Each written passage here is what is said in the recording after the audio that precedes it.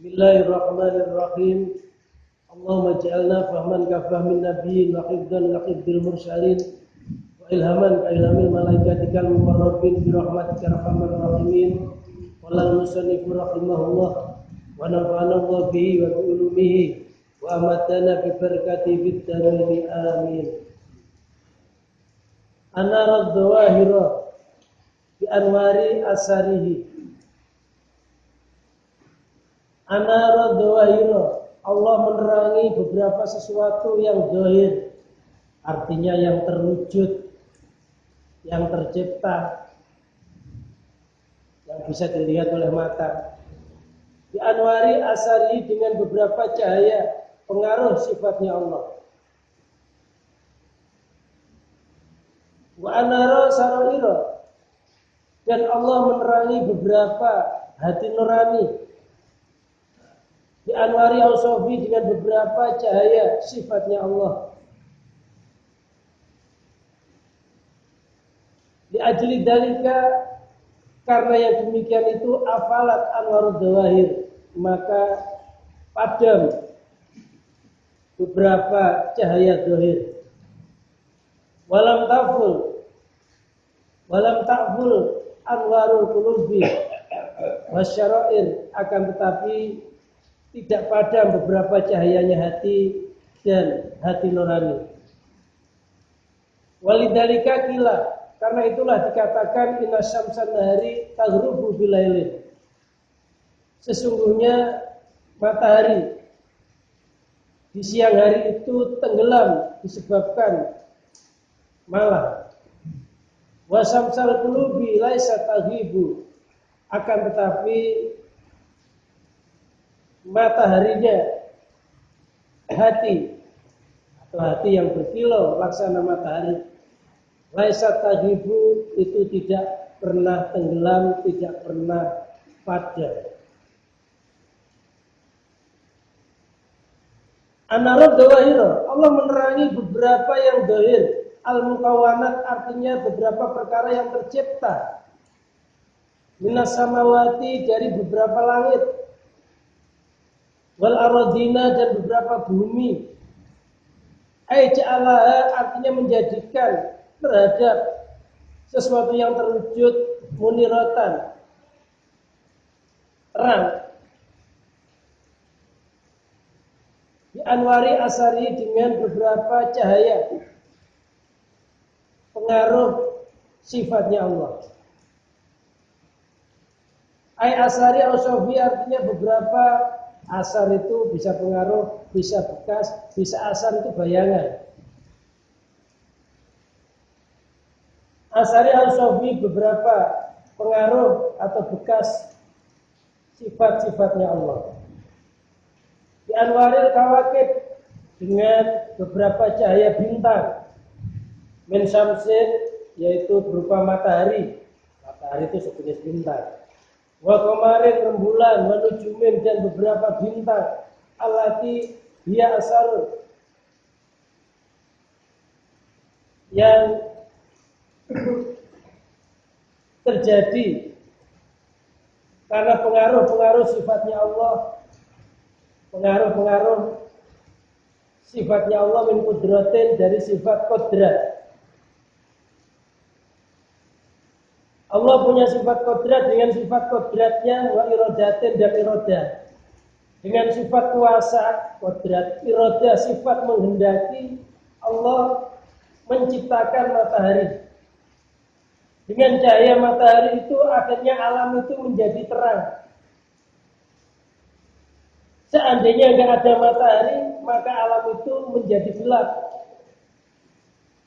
Berarti gelapnya alam itu bukan karena terangnya alam itu sendiri, tapi karena matahari itu. Gunung di siang hari bisa nampak bukan karena gunungnya yang nampak, karena adanya cahaya matahari. Karena adanya cahaya rembulan, karena adanya bintang-bintang, sehingga alam semesta ini jadi nampak, jadi kelihatan indah. Orang-orang yang tidak mengenal Allah, mereka mengitikadkan bahwa terangnya alam itu karena matahari itu. Dia nggak ngerti matahari itu bisa terang karena sifat kuasanya Allah, kehendaknya Allah. Tanpa Allah menghendaki dan menguasakan terhadap matahari itu, mata matahari itu akan padam. Orang ahlilah ketika melihat matahari, yang dilihat bukan mataharinya, tapi zat yang menciptakan matahari yang enggak pernah sirna. Ketika orang melihat matahari, pikirannya matahari itu yang mengeluarkan cahaya sendiri tanpa Allah, mengeluarkan energi panas sendiri tanpa Allah, maka orang itu akan menyembah terhadap matahari itu. Padahal matahari itu akan terbenam. Sebagaimana orang-orang Jepang, matahari dianggap sebagai Tuhan, yaitu agama Shinto. Ada orang nyembah angin, ada orang nyembah air, sebagaimana agama Hindu, Buddha. Padahal itu hanya pengaruh atau bayangan dari sifat kuasanya Allah. Bayangan itu nggak boleh kita yakini keberadaannya. Yang kita yakini keberadaannya itu sumbernya bayangan itu. Wah, kemarin begitu juga rembulan. Rembulan ini bisa muncul, bisa terwujud. Ini karena Allah menerangi dengan sifat kodrat dan iradahnya. Begitu juga bintang-bintang yang ada di langit. Ini tidak akan bermunculan, tidak akan mengeluarkan cahaya tanpa pengaruh sifat kuasa dan kehendaknya Allah. Yang sebenarnya mereka ini hanya sebuah benda mati, kemudian oleh Allah dihidupkan, diberikan pelita. Bagi orang-orang yang enggak ngerti Allah, mereka akan takjub, kagum dengan alam, tapi hatinya lupa kepada zat yang menciptakan alam itu. Sehingga ada yang remaja-remaji mengungkapkan rasa cintanya. Kalau kamu nggak percaya, aku sangat jatuh cinta padamu. Tanyakan pada bulan yang ada di langit. Seandainya bulan itu bisa ngomong, pasti dia akan jawab. Bulan ini sudah mati. Tanyakan kepada zat yang menciptakan bulan itu, pasti dia akan tahu. Begitu ya? Bukan tanyakan kepada bulannya. Kalau kamu nggak percaya saya ini jatuh cinta kepadamu, cintaku terus, tanyakan kepada zat yang menciptakan matahari. Bagaimana cara bertanya? Bisa dengan sholat istikharah, bisa dengan membuka ayat-ayat Quran. Di situ ada jawabannya.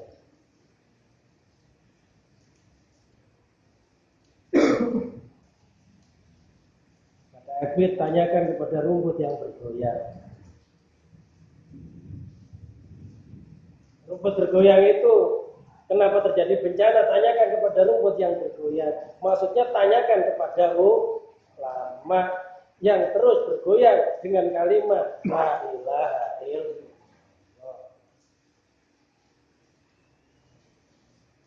Zikir itu goyang itu zikir. Zikir.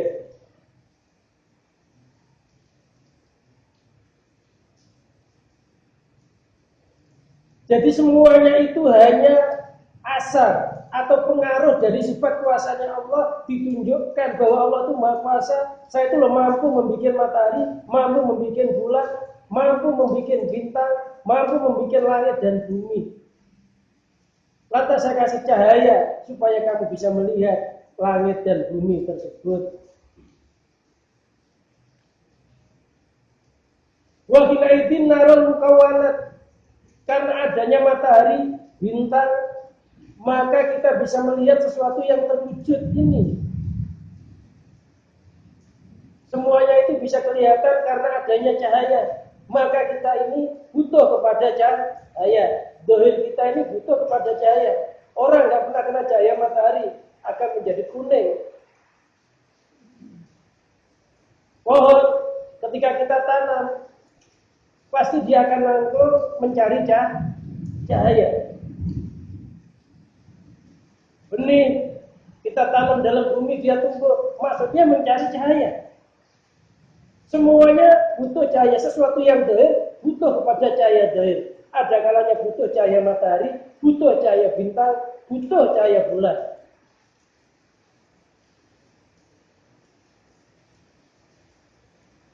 Jadi apa saja yang ada di alam semesta ini tidak mau gelap.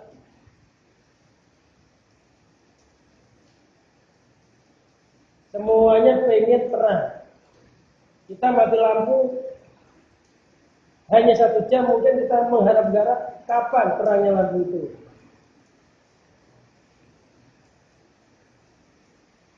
Kata-kata nur, kata-kata cahaya ini di dalam Al-Quran itu maksudnya adalah hidayah. Nur bisa itu agama, Islam, petunjuk. Semuanya itu butuh petunjuk.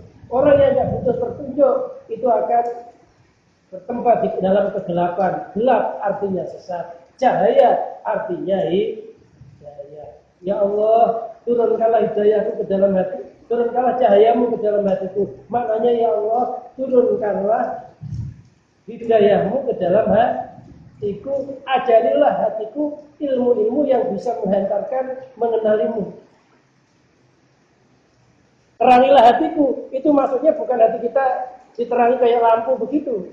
Terangilah hatiku, maknanya ya Allah, terangilah hatiku dengan cahaya kemakrifatan. Wa nakhudhu minha, dengan adanya cahaya matahari ini kita bisa mengambil sesuatu dari bumi itu. Mayanfa'u, sesuatu yang bermanfaat. Kita bisa tahu ini bermanfaat. Kita makan, kita konsumsi, kita gunakan. Ini semuanya karena jasanya cahaya, yaitu matahari, rembulan atau bintang.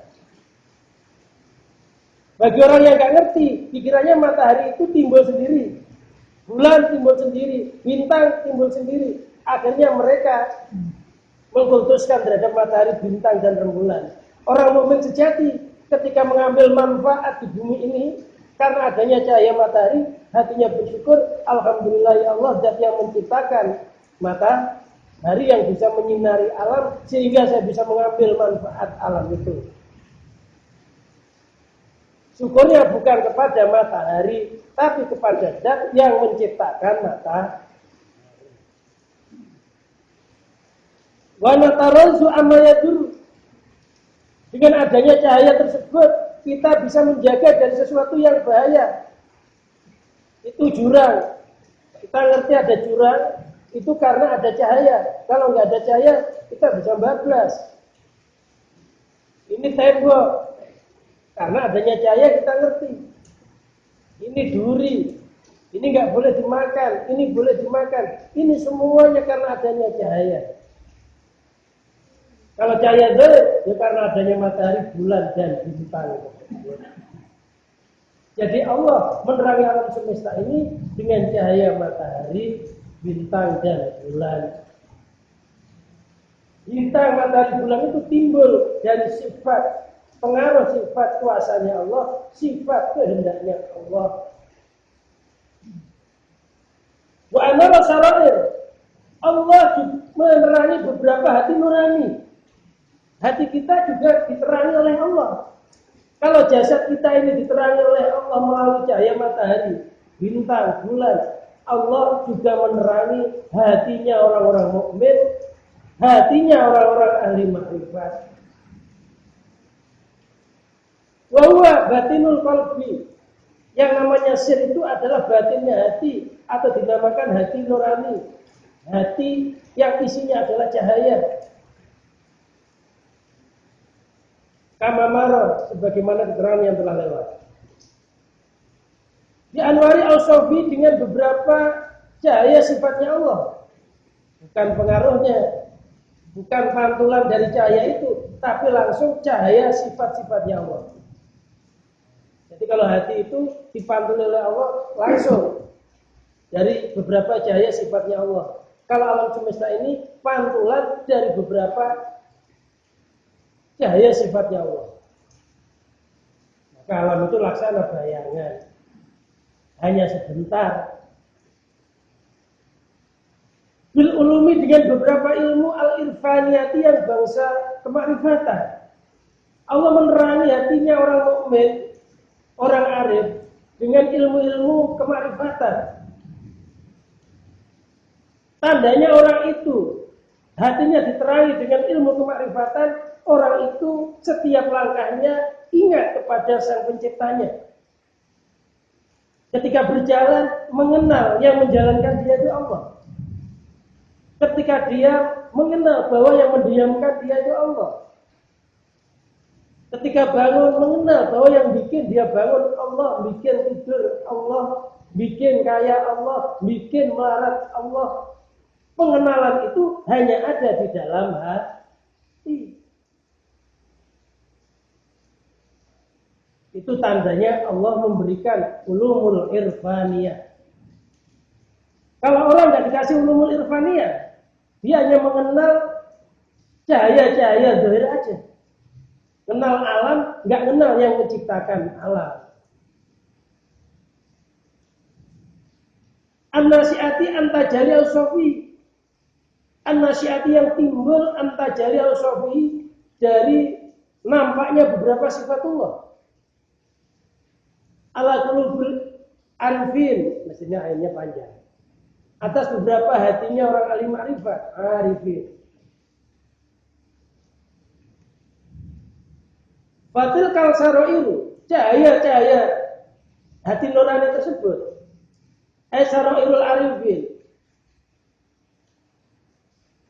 Hati nuraninya orang-orang alim ma'rifat, sorot maksufatan. Itu hati yang terbuka. Lahum bi anwaril ulumi wal ma'arif, terbuka padanya dengan beberapa cahaya ilmu dan cahaya beberapa kemakrifatan. An-nasi'ati yang tumbuh an-ausafi dari beberapa sifatnya Allah Subhanahu wa taala. Tajalliya artinya nampak sifat-sifatnya Allah ala qulubi atas hatinya orang-orang alim ma'rifat. Wa khinaidin ketika itu yusyahiduna ma fi sarairihim, mereka bisa melihat apa yang ada di dalam hati nurani mereka. Minal ausafi dari beberapa sifat, maksudnya sifat kuasanya Allah. Jadi orang itu kalau hatinya sudah diterangi oleh cahaya kemarifatan, cahaya ilmu kemarifatan oleh Allah, maka setiap langkahnya hatinya senantiasa melihat terhadap sifat-sifatnya Allah. Ketika dia pintar, hatinya melihat bahwa yang punya sifat ilmu itu adalah Allah. Merasa dirinya bodoh. Terangnya dirinya dari kebodohan itu karena sifat ilmunya Allah. Ketika dia kaya, hatinya merasa yang punya nama Al-Ghani itu adalah Allah. Merasa dirinya melarat. Kok kaya? Kaya itu bukan sifat aslinya, itu sifat Allah yang memancar ke dalam hati. Jadi kaya, tapi hatinya merasa melarat. Kayanya milik Allah, melaratnya milik kita. Sehingga kalau kita merasa melarat begitu, senantiasa ditolong oleh Zat yang Maha Kaya. Loh, kalau kita merasa kaya, Allah juga kaya, itu namanya orang sombong, ngembari sifat Allah. Ketika berkuasa, dia merasa dirinya lemah. Kok ada kuasa? Itu karena sifat kodratnya Allah. Allah itu qadirun. Kuasa bukan miliknya. Jadi sampai seterusnya. Ketika dia melihat, merasa dirinya buta. Kok bisa melihat? Itu karena sifat basarnya Allah. Sehingga melihat, mendengar, berkuasa, berilmu, apapun, hatinya nggak pernah lepas dari Allah. Merasa dirinya melarat dari semuanya itu, hakikatnya hanya milik Allah. Itu tandanya orang oleh Allah dikasih ulumul irfaniyah. Hatinya nggak pernah lupa Allah. Walaupun suasananya kayak apa, dalam kondisi kaya, dalam kondisi melarat, dalam kondisi lapang, dalam kondisi sempit, hatinya yang dilihat bukan wujudnya sempit dan lapang itu, tapi siapa yang menciptakan sempit dan lapang itu. Kalau yang menciptakan Allah, pasti akan terima. Yang bikin sehat Allah, yang bikin sakit Allah. Kalau yang bikin sama-sama Allah, terima nggak? Terima. Kalau nggak terima, apakah ada Tuhan lain? Nah, kalau orang yang nggak ngerti Allah, yang ngerti cahaya gaib, kalau sakit, ya nggak ngerti kalau sakit itu yang menciptakan Allah. Ini gara-gara minum air nggak direbus, makanya pilek berhari-hari. Air itu di kampung itu minum air sendiri atau geleget-geleget ya nggak apa-apa ya. Saya dulu di kampung nggak pernah air direbus. Karena di sini aja direbus. Di kampung itu lah minum air sungai langsung ya nggak apa-apa ya kebal. Ya nggak pilek. Bukan karena airnya, karena Allah. Kalau air itu bikin orang pilek, semua orang minum air pilek. Nyatanya ya enggak. Ada yang kebal dari penyakit. Kalau di kampung itu air malah jarang direbus. Langsung aja. Oh ya sehat. Karena yang bikin sehat itu bukan air.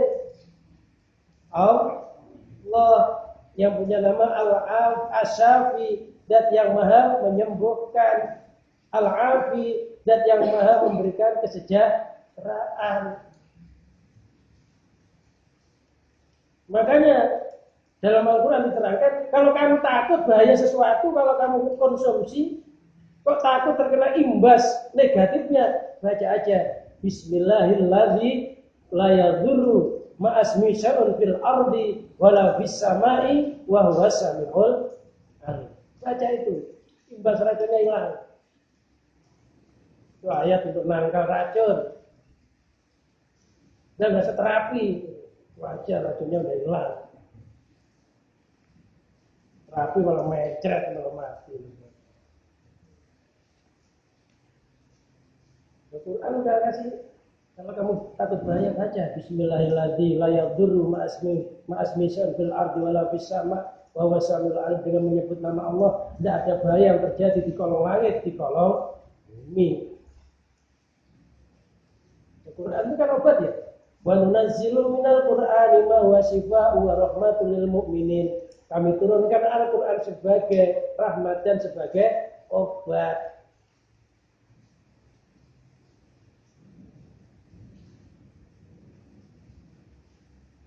Jadi apapun nggak akan timbul bahaya. Kok ada bahaya? Itu karena sifat asar atau pengaruh dari nama Allah Ad-Darru. Ya Allah itu punya nama Ad-Darru, dan yang maha membuat bahaya. Ketika asma Allah Ad-Darru mempengaruhi, maka bahaya itu timbul. Ada orang minum racun, nggak apa-apa. Itu karena disinari asma Allah, dipanduli asma Allah, nurnya Allah, yang namanya Allah itu apa? Al-Mani, zat yang maha mencegah, atau Allah itu Ad-Dafi, zat yang maha menangkal.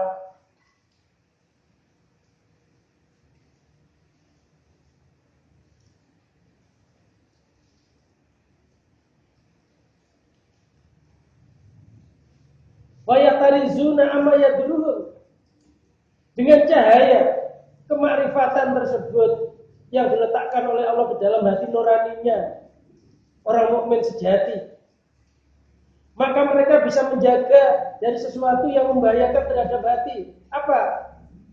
Termasuk sesuatu yang membahayakan hati adanya penyakit. Satu, penyakit ujub, kagum, amal.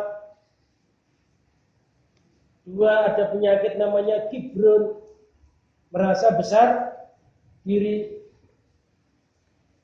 Ada penyakit ria, merasa ada selain Allah, lantas dia memamerkan amalnya karena pengen disanjung. Karena kalau nggak dipamerkan takut dicela. Banyak.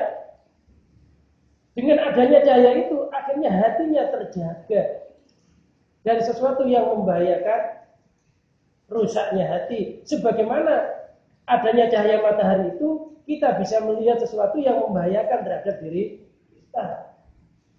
Loh, Allah juga ngasih cahaya hati. Orang kalau punya cahaya hati, senantiasa istighfar kepada Allah. Salah sedikit sudah minta ampun kepada Allah. Tahu mana yang manfaat, tahu mana yang bahaya.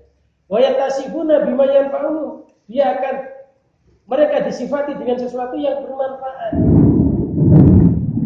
Dalam hatinya senantiasa menyerap yang manfaat, menangkal yang bahaya. Hatinya senantiasa kembali kepada Allah, mencernakan segala sesuatu yang selain Allah. Jadi hati itu laksana Ka'batullah. Tanah haramnya hati itu apa? Tanah haramnya hati itu haram kalau sampai dimasuki segala sesuatu selain Allah. Jangan sampai hatinya bayang ada selain Allah yang punya manfaat, ada selain Allah yang punya bahaya. Termasuk diri kita sendiri, jangan sampai yakin kalau kita itu punya manfaat dan bahaya. Sampai amal kita sendiri itu nggak boleh kita meyakini punya manfaat dan bahaya. Yang punya siapa? Yang punya hakikatnya Allah. Yang bikin amal kita bermanfaat ya Allah, yang bikin amal kita ini berbahaya juga Allah. Kalau kita pengen selamat beramal, mintalah perlindungan kepada Allah. Satu, minta perlindungan dari gangguan setan. Yang kedua, minta perlindungan dari gangguan hawa nafsu. Yang ketiga, minta perlindungan dari gangguan makhluk, masyarakat, manusia. Ini juga pengganggu. Yang keempat, minta perlindungan dari gangguan duniawi. Berlindung dari empat itu. Berlindung dari setan, berlindung dari hawa nafsu, berlindung dari kejahatan makhluk, berlindung yang terakhir tadi berlindung dari apa tadi? Dari dunia. Dunia itu kelihatannya indah, tapi kalau kita miliki ternyata dalamnya penuh dengan bencana. Maka ambillah dunia itu hanya untuk kekuatan ibadah kepada. Kalau bikin rumah, bercita-citalah. Nanti saya kalau bikin rumah, akan saya bikin satu kamar khusus untuk ibadah. Jangan bikin rumah semuanya untuk kamar, tidur semua. Usahakan rumah itu ada yang dikosongkan satu ruangan untuk beribadah. Itu namanya untuk kholwat. Kholwat itu untuk menyendiri, untuk nyepi. Jangan sampai rumah itu full buat tidur semua, jangan. Kalau bisa ada satu ruangan yang untuk ibadah, kalau bisa. Kalau tempatnya nyukupi, tapi kalau hanya satu petak ya nggak perlu lah.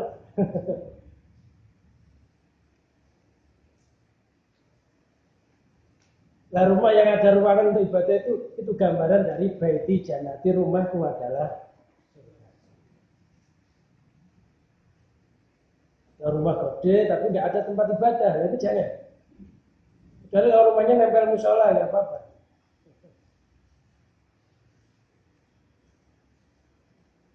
Nah, rumah yang untuk ibadah, satu ruang untuk ibadah itu harus steril dari najis. Di situ kita siapkan pakaian akhirat, minimalnya di baju koko, syukur kalau ada gamis, peci, minyak wangi, siwak, tasbih, Quran udah ada di situ. Itu persiapan akhirat. Jangan ngandali di musola. Musola belum tentu ada juga yang komplit begitu. Karena kalau dikasih komplit kadang-kadang hilang.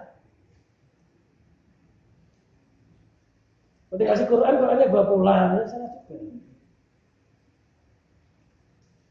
Ya nggak apa-apa, tapi ya jangan sekutu.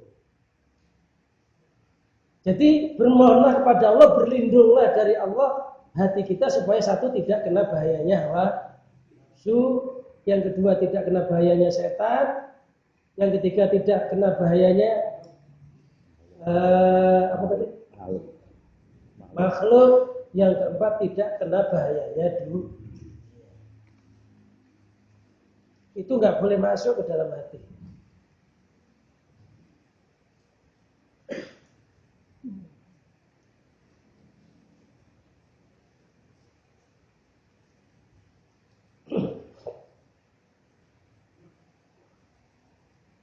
Di ajli dalika aikoni dawahir. Karena yang demikian itu aikoni dawahiri artinya karena adanya sesuatu yang zahir, yang terwujud, yang bisa dilihat oleh mata. Narat bi anwari asarihi wa sarair.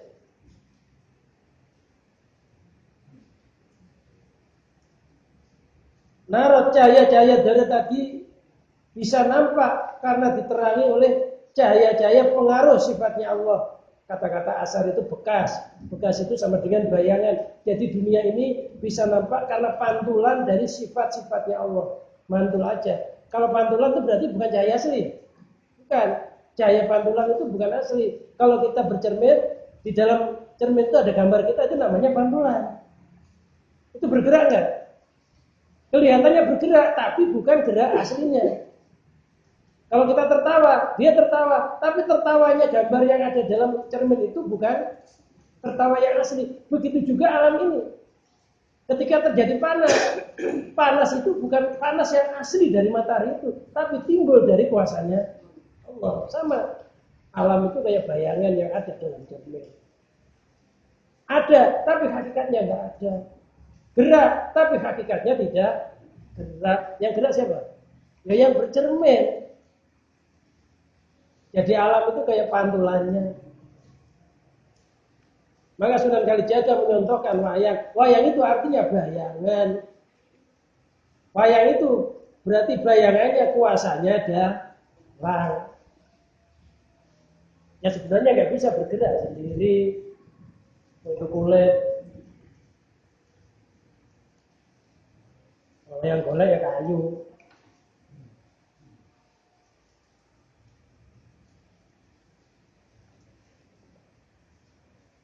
Wasarairun narat di anwari ausofi. Kalau cahaya di nurani itu terang sebab cahayanya beberapa sifatnya Allah. Jadi kalau cahaya itu cahaya yang langsung. Ibaratnya kalau cahaya hati itu ibarat matahari, kalau cahaya alam itu ibarat bulan. Bulan itu bisa terang karena pantulan dari matahari. Loh, kalau matahari itu terang karena memang punya cahaya sendiri. Gambarannya begitu.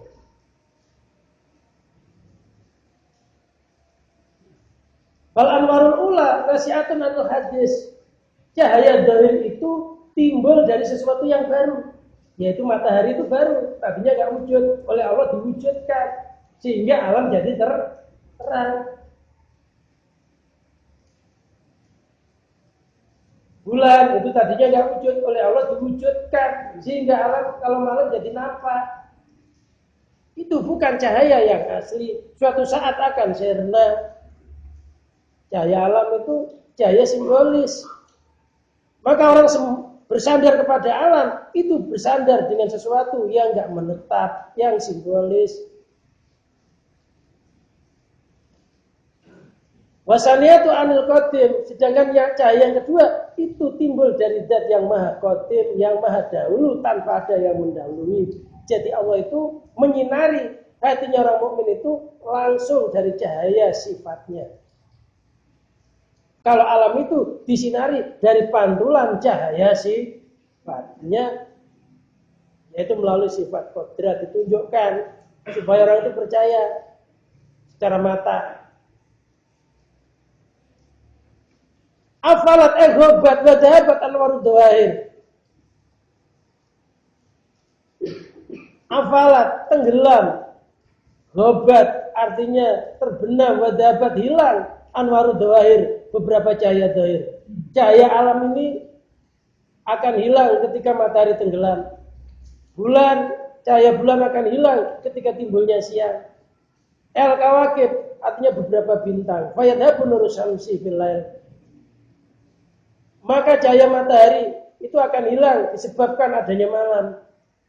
Wa nurul qamari wa nujumi fin nahar. Cahaya bulan, cahaya bintang ini juga akan hilang disebabkan adanya siang.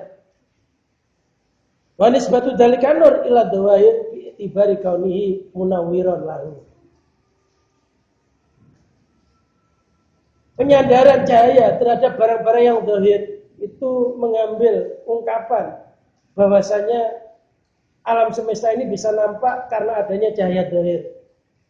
Wa ila bahwa qaimun bil kawakib. Kalau enggak, ya maka cukup mendirikan dengan cahaya-cahaya bintang aja. Jadi musonaf itu maksudnya menggambarkan hatinya seseorang itu sebenarnya persis kayak alam ini. Alam ini ada cahaya matahari, sehingga dengan cahaya matahari itu orang bisa melihat mana yang bermanfaat, mana yang bahaya, mana yang indah, mana yang enggak. Nah Allah juga memberikan cahaya hati. Dengan cahaya hati itu orang bisa membedakan mana yang hak, mana yang batil, mana yang dilarang oleh Allah, mana yang enggak. Halal jelas, haram jelas. Bagi orang yang mempunyai penglihatan hati, enggak ada yang ngajari. Dia otomatis dari Allah.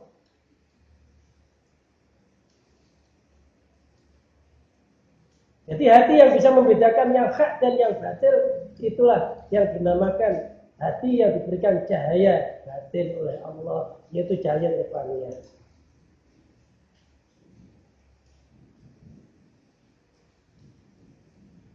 Walam takful anwarul qulubi wasarair. Cahaya-cahaya hati nurani itu enggak pernah padam. Hatinya orang mukmin itu loh, orang ahli makrifat itu enggak pernah padam.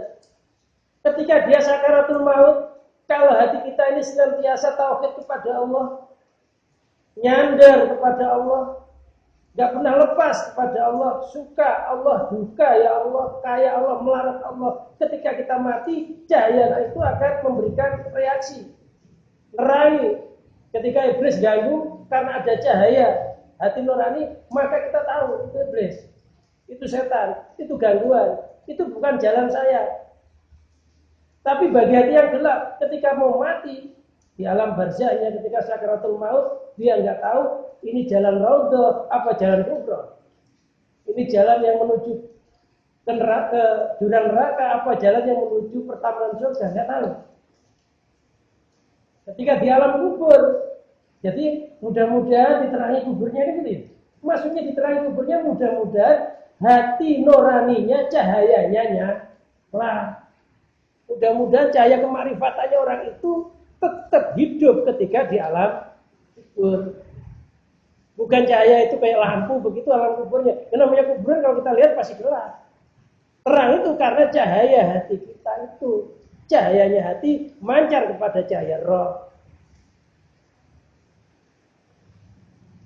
Jadi orang itu kalau matinya tauhid, ahli iman, tauhid, Islam, hatinya percaya, mati tempatnya di raudhah. Kenapa? Karena dia tahu jalannya. Nah, kalau hatinya gelap, misalnya kan yang ada kan hanya batin, zahirnya udah rusak jasadnya. Nah, kalau hatinya gelap, nggak tahu mana jalan neraka, mana jalan surga, nggak tahu, gelap. Akhirnya terjerumus ke jalan yang salah, dinamakan mati kesasar. Mati kesasar itu orang mati tidak membawa iman, tauhid, Islam, cahaya hatinya padam. Karena ketika di dunia hanya melihat cahaya zahir aja, cahaya alam aja yang dia perhatikan. Hidupnya senantiasa disibukkan oleh gerakannya jasad, lupa terhadap gerakan batin. Disibukkan mencari makanannya jasad, lupa mencari makanannya roh. Makanannya roh apa? Beribadah kepada Allah. Roh butuh makan.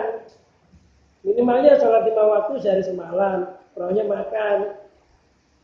Jangan sampai roh kita suruh puasa terus gak pernah makan, nanti kurus. Kalau kurus cahaya hatinya gak ada. Beribadah dilandasi keimanan dan ketauhidan. Jangan sampai sehari semalam kita sibuk ngurusi makanannya jasad aja. Roh kita itu butuh makan, jasad kita butuh cahaya, butuh makan, roh kita juga butuh makan, butuh cahaya. Kalau rohnya nggak ada cahayanya, nggak ada obornya, ya roh kesasar. Rohnya dunia gelap. Akhirnya rohnya masuk ke rumah yang kosong-kosong. Akhirnya seputar buat uka-uka, buat dinyali. Karena roh kesasar. Orang kesasar nanti nempel di rumah-rumah yang gelap, rumah-rumah yang angker, itu roh kesasar. Tidak sempurna tempat kembalinya. Nah, dalam syair tanpa waton itu, lamun palastro ing pungkasane ora kesasar roh lan sukmane. Orang itu kalau ahli iman, tauhid dan Islam, lamun palastro, nanti kalau dia mati, di akhirnya ing pungkasane ora kesasar roh lan sukmane. Enggak tersesat roh dan sukmanya.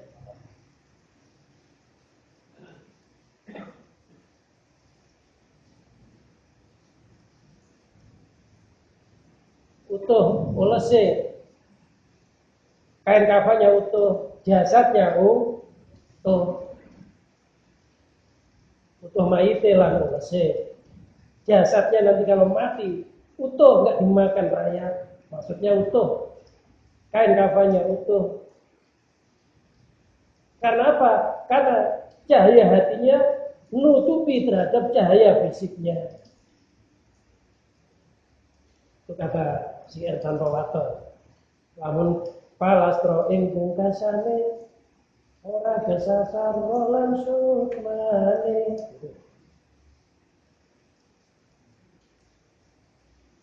Nah, mulai sekarang udah mulai belajar, hati kita diterangi, dikasih makan.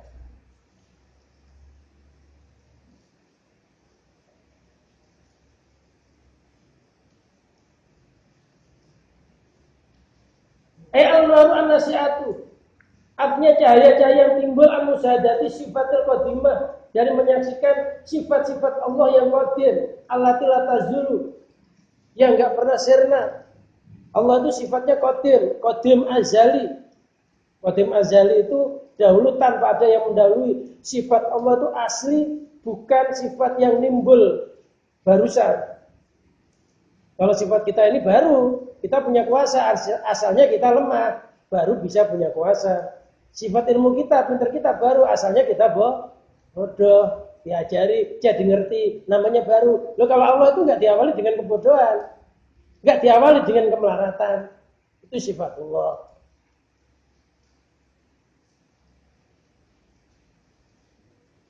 Makanya alillah itu senantiasa bersandar kepada sifat Allah, tidak bersandar kepada sifat makhluk. Karena sifat makhluk itu baru, suatu saat akan lenyap kembali.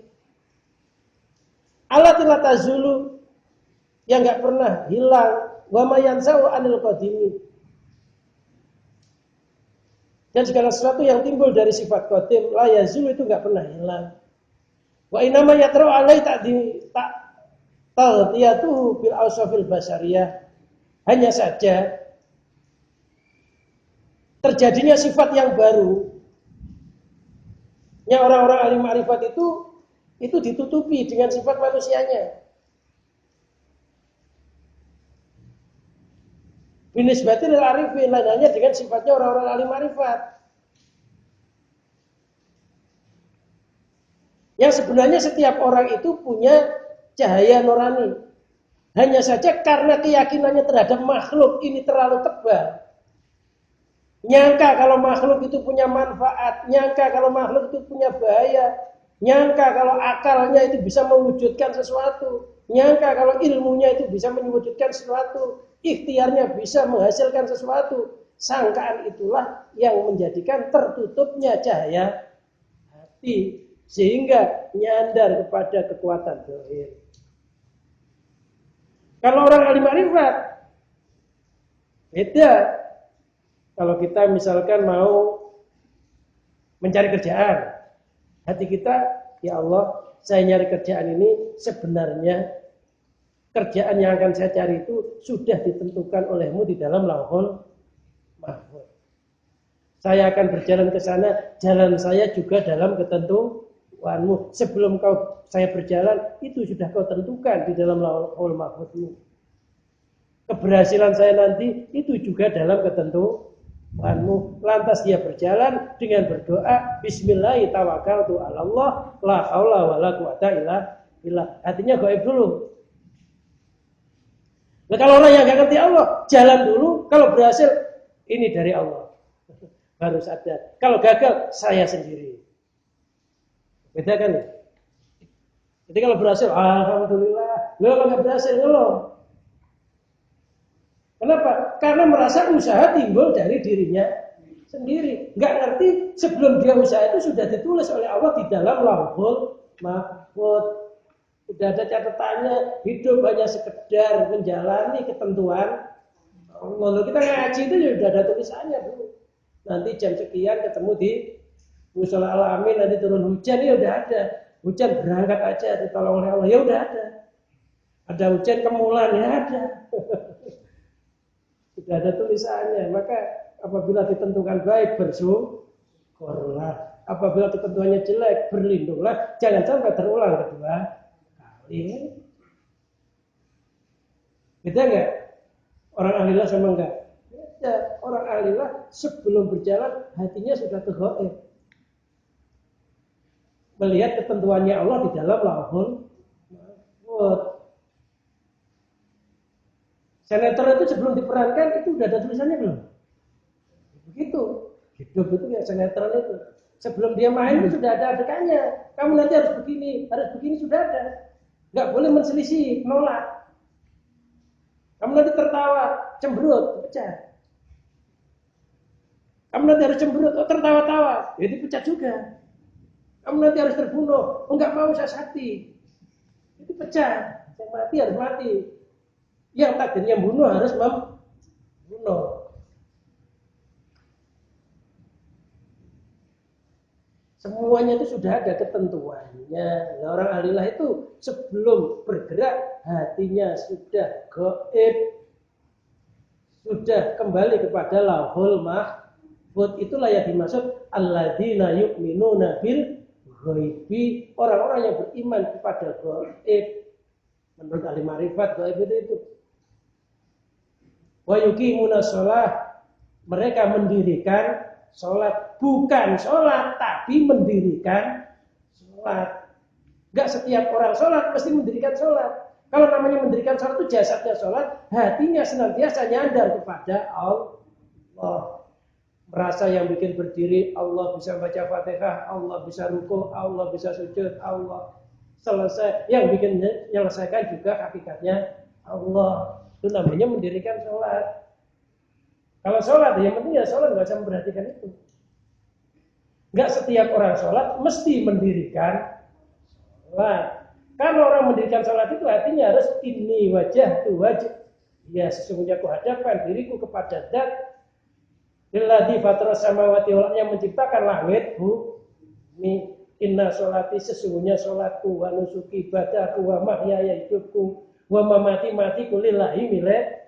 Sudah nggak punya apa-apa. Termasuk sholatnya itu nggak ikut punya.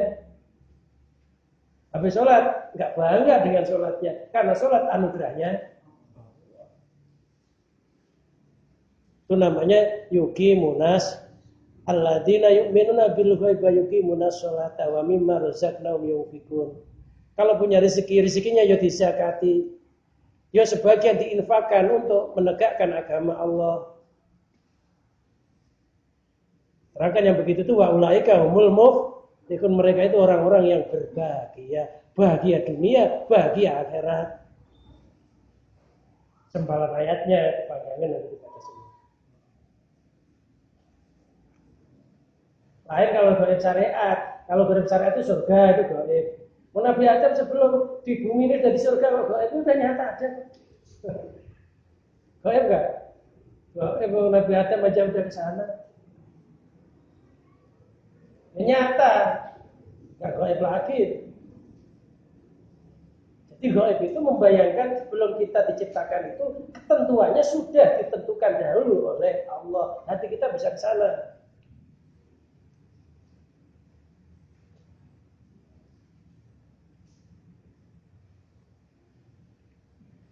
Walajali kali ali ajli afuli anwari dohir, karena arah padamnya beberapa cahaya dohir. Wa adami ufuli anwari syara'il, dan tidak adanya padamnya cahaya hati. Kalau cahaya hati kita nanti sampai nembus di akhirat nanti masih ada. Dinamakan nurul iman, cahaya tauhid. Kila dikatakan, qala syair, seorang penyair mengatakan, inna syamsan nahari taghrubu bil laili wa syamsul qulubi laisa taghibu. Sesungguhnya matahari, cahayanya siang itu akan tenggelam disebabkan adanya malam. Wa syamsul qulubi laisa taghib. Akan tetapi cahayanya hati itu tidak pernah terbenam. Kata penyair. Wa huwa baitun mudawwirun, itu adalah cahaya yang mudawwir, yang melingkar, nisful ya, separuhnya ya. Taghib bilai wa qablahu tala'at samsu man akhaba bilai. Mataharinya orang yang cinta kepada malam akan muncul. Wastadoat, maka cahaya itu akan menerangi. Dia akan mencari terang, famalaha min ghurub. Dan tiada cahaya tersebut tenggelam.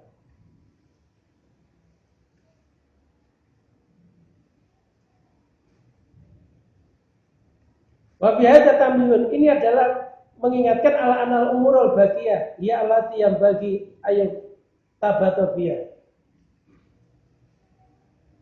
Mengingatkan bahwa cahaya-cahaya yang kedua, yang tersisa, yang kedua itu adalah cahaya yang harus kita cintai. Apa? Cahayanya hati yang perlu kita cari, yang perlu kita cintai. Wa yufrahu bi husuliyah, dan kita gembira terhadap keberhasilannya, yaitu cahaya hati. Wa yutana bi tarbiyatiyah, kita harus bersungguh-sungguh di dalam tarbiyatiyah, di dalam merawatnya, merawat cahaya hati kita. Wa mur'ati khaliyah, menjaga keadaannya. Bi khilafil umurul faniyah al-afilah. Lain hanya dengan cahaya-cahaya yang sirna dan padam. Cahaya apa? Cahayanya alam semesta itu akan sirna dan padam, akan tetapi cahaya kemarifatan itu tidak pernah sirna walaupun dunia ini sudah hancur. Wa hinaidin yakunul abdu ala millati Ibrahim. Kalau orang bisa begitu itu, hamba tersebut telah mengikuti agamanya Nabi Ibrahim. Haitsu qala, sekiranya Nabi Ibrahim berkata, la uhibbul afilin, saya tidak cinta kepada sesuatu yang terbenam. Nabi Ibrahim ketika masih kecil melihat matahari, dikiranya itu Tuhannya. Ternyata matahari terbenam, itu bukan Tuhan saya. Malam hari melihat bulan, itu Tuhan saya kan, percaya. Ternyata bulan terbenam, itu bukan Tuhan saya. Melihat bintang-bintang, itu Tuhan saya, banyak, percaya. Ternyata bintang terbenam. Akhirnya Nabi Ibrahim mengatakan, la uhibbul afilin, dan saya gak cinta kepada sesuatu yang terbenam. Akhirnya dia menemukan zat yang memberikan cahaya alam semesta itu adalah Allah Subhanahu wa ta'ala. Maka Nabi Ibrahim itu dinamakan Abuddin, bapaknya agama, bapaknya orang-orang ahli tauhid. Silakan, mungkin ada yang ditanyakan. Ini seputar cahaya hati. Jadi yang dimaksud cahaya hati itu ketika hati kita iman kepada Allah, tidak mensekutukan Allah. Ketika melakukan sesuatu ingat kepada Allah. Dengan berpedoman Al-Quran dan Al-Hadis dan perilakunya para ulama.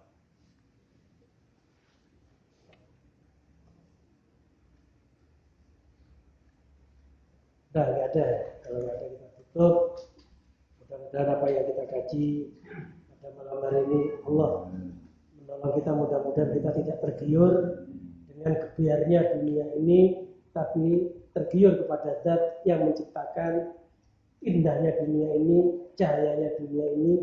Semuanya itu tiada lain adalah Allah Subhanahu wa ta'ala. Mudah-mudahan hati kita diterangi oleh Allah, di dunia diterangi, di alam kubur diterangi, di akhirat diterangi, dan mudah-mudahan kita dikumpulkan oleh Allah termasuk golongan para nabi, para wali, para mukmin hak, ibarakatil Fatihah.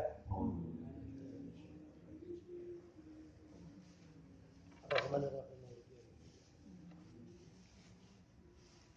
Allahumma salli wa sallim wa barik ala sayyidina Muhammad sayyidil awwalin wal akhirin wa sa'adatina sayyidina rasulullah hamdan wa qina wa yukafi mazida ya rabbana lakal hamd kama yanbaghi li jalalika wajhika wa 'azimi sultanik ya man huwa fi ulika inun ya man huwa fi isilatifun ya man huwa fi syarifun Allahumma nawwir qulubana ya Allah terangilah hati kami nur hidayatika dengan cahaya hidayahmu kama nawarta bil kaman Allah berguna samsika wa qamarika abadan bi rahmatika arhamar rahimin sebagaimana kau terangi alam semesta dengan cahaya matahari dan bulanmu Allahumma ij'al nuran fi qulubina ya Allah jadikanlah cahaya dalam hati kami wa bi sam'ina wa bi basarina wa bi qulubina dan di dalam hati kami penglihatan kami wa zidna nuran wa alimna ilman nasiru bika bil filmah ya wal mamat bi rahmatika arhamar rahimin ya Allah ajarilah kami ilmu yang bisa menolong kami dalam kehidupan dan di dalam kematian Allahumma ja'alna fahman kafamin nabiyyin wa hifdzan ka hifdzil mursalin wa ilhaman ka ilhamil malaikatikal muqarrabin bi rahmatika arhamar rahimin